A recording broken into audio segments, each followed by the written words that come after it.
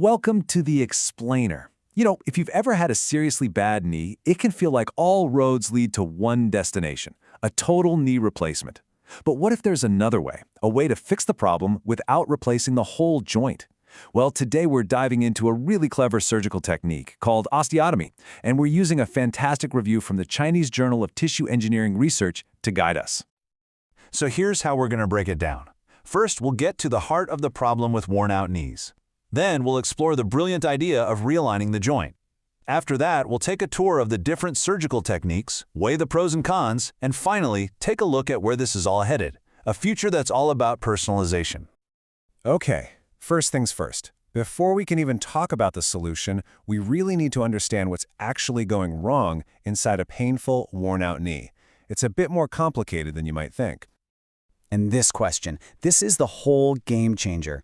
Instead of just seeing a worn-out joint as something to be thrown away and replaced, this entire approach asks a much smarter question. What if we could fix the underlying mechanics and save the knee you were born with? So the official medical term for this problem is knee osteoarthritis.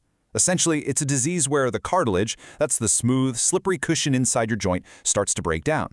That leads to pain, stiffness, even bone spurs. But here's the crucial part. If your leg has even a slight misalignment, your body weight isn't distributed evenly. It all gets focused on one tiny spot, wearing that cartilage down way, way faster. So, if a wonky alignment is a huge part of the problem, well, the solution starts to sound kind of obvious, doesn't it? That brings us to section 2, fixing the alignment. Honestly, the best analogy for this is the one you see right here. It's just perfect. If the tires on your car are wearing out unevenly on one side, you don't just scrap the car, right? No, you get an alignment. This is the exact same idea. Surgeons correct the leg's alignment to shift your body weight off of that damaged area and onto the healthy cartilage that's still there. It's like giving the knee a whole new lease on life. Now, the official name for this procedure is a peri-knee osteotomy. It sounds super complex, I know, but let's just break it down. Osteo means bone, and tomy means to cut. That's literally it. Surgeons make a very precise, carefully planned cut in either the shin bone or the thigh bone to change the angle, which rebalances the whole knee joint. So what's the end game here? Well, there are 3 main goals. First, and most obviously, you fix the alignment. You fix the mechanics. That directly leads to the second goal, which is to take the pressure off that painful, worn-down part of the joint. And the ultimate prize, the real reason you do this, is to preserve the patient's own natural knee, hopefully delaying or maybe even avoiding a total knee replacement altogether. Okay, so how do surgeons actually pull this off? Well, it's not just one single operation. It's much more like a toolkit with a bunch of different approaches for different situations. Let's take a quick tour. And this just shows you how versatile this whole concept is. This is absolutely not a one-size-fits-all surgery. Depending on a person's unique anatomy, the surgeon might make the correction on the femur, the thigh bone, or the tibia, the shin bone. Sometimes they even need to adjust both. It's all about finding the exact source of the misalignment and fixing it right there. Now, because surgeons have this whole toolkit, they have to make choices, and those choices come with trade-offs. So let's look at the evidence and compare some of the most common techniques. This is a classic example of the kind of decision-making involved. You have the opening wedge technique where a gap is created and then filled. The huge advantage, no change in leg length. The potential downside, healing can be a little slower. Then you have the closing wedge, where a small wedge of bone is actually removed. This often heals faster, which is great, but it does slightly shorten the leg and comes with its own set of risks. There's no single right answer. It's about what's best for the patient.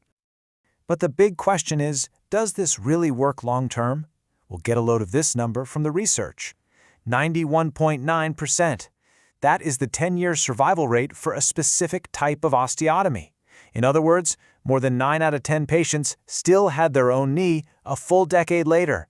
That's a massive success. This table just lays out the options so clearly. You can see the trade-offs at a glance. That first one, a type of high tibial osteotomy, or HTO, offers precise correction and has that amazing long-term survival rate we just talked about.